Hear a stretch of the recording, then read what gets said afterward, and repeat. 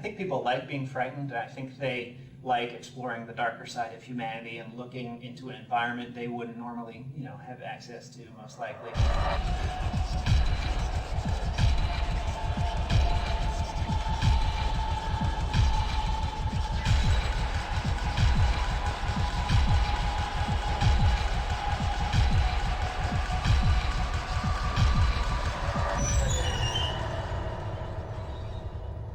I think early on, the team would talk about what we found compelling in the horror genre, and far and away, The Shining was the movie that stood out for everyone as something that was uniquely horrific, yet not cheesy or ridiculous at the same time. It's a serious piece that is also intensely frightening.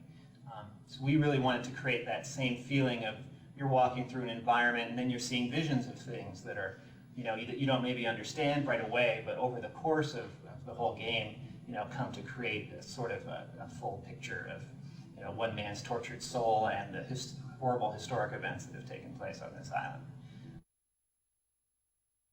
The island has had a colorful history, where there was a rock quarry that was used to build the prison. There was a beach where a ship wrecked. There's an old abandoned asylum, which is a Victorian home from the late 19th century. And that served two important functions, which was to keep the game environment varied over the course of the game and to allow us to sort of bring out history through recreating different architectural styles, or obviously a rock quarry is going to look very different than a beach and so forth. We would portray the history of the island was to give the player opportunities to find bits of the history as they progress through the game. And in doing so, they uncover sort of a more macro vision of the island's nature. We didn't really want a character that looked any particular nationality or race. He really is almost Neanderthal in his appearance. He's very primal. We wanted that strength to kind of come through, so we built up some of those characteristics. A tough character that no matter what he was doing, he always came through as like a really solid, calm, tough guy, and that he looked cool no matter what he was doing. Like he was just shooting a gun, he looked good shooting a gun, and he looked tough and carried out an attitude throughout. I think the primary thing we wanted to do was make the player feel that though they were in this intensely frightening and life-threatening situation, that they were in control of a character that could make it through if only they were able to manage it themselves. It's not like in some horror movies where the main characters are sort of weak and constantly tripping over roots as they're trying to run away from the guy, and they can just barely manage to survive. Torque is someone who can take on an army of creatures and blast them to bloody bits and then be ready for more. Well, the thing with Blood is it's actually a lot like a shadow map in terms of projecting geometry onto another object. So we basically take our Blood texture map, we figure out what objects collided with, and we send it through a projection matrix, and it ends up being rendered on top of the other geometry, looking like it's actually attached to it. There's actually a whole series of different effects and objects that come into play. We have everything from blood that sprays onto the wall behind you. We have the player actually will have blood spray onto him. He will be covered from face to toe. We have the enemy that you're hitting, of course, gets damaged. You can lose limbs, you can lose your head.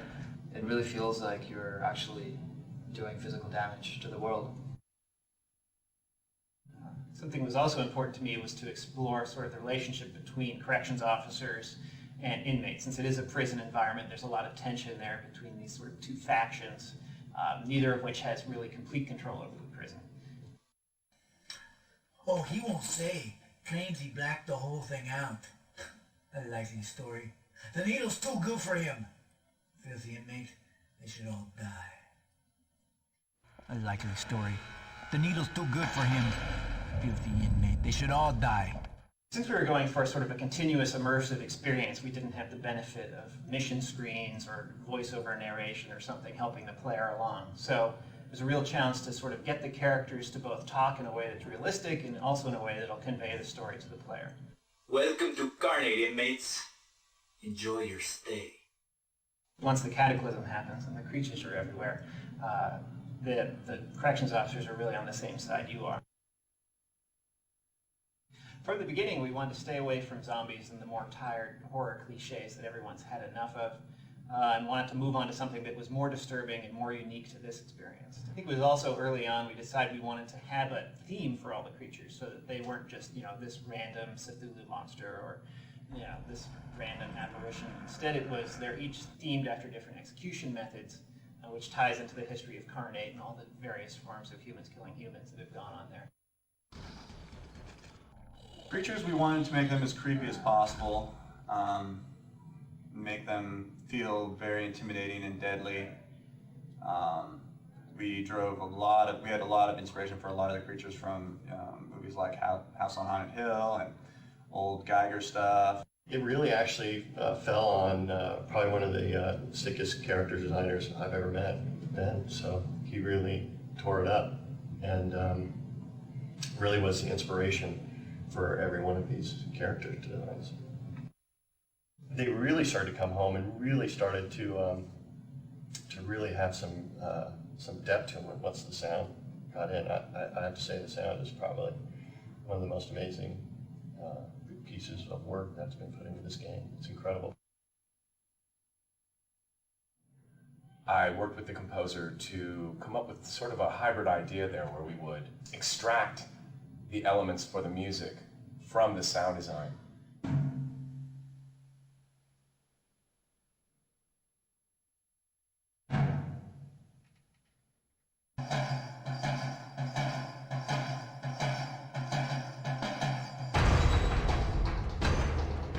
And gathered up objects that were made of various elements: stone, steel, things that had a long tone.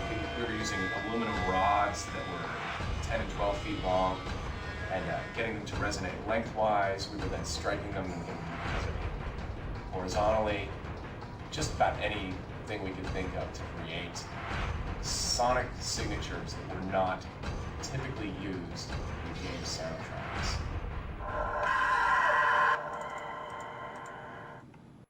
The biggest thing I hope the players bring to the game is their own sort of creativity. We've created sort of a world that the player can explore and can see the various historical events, but at the same time we were fairly careful not to explain too much to the player. So there's going to be a lot of sort of connecting the dots and putting your own spin on, well, I think this is what happened here, or understanding Torque's backstory. Different players may see it differently, and that's important since you are Torque going.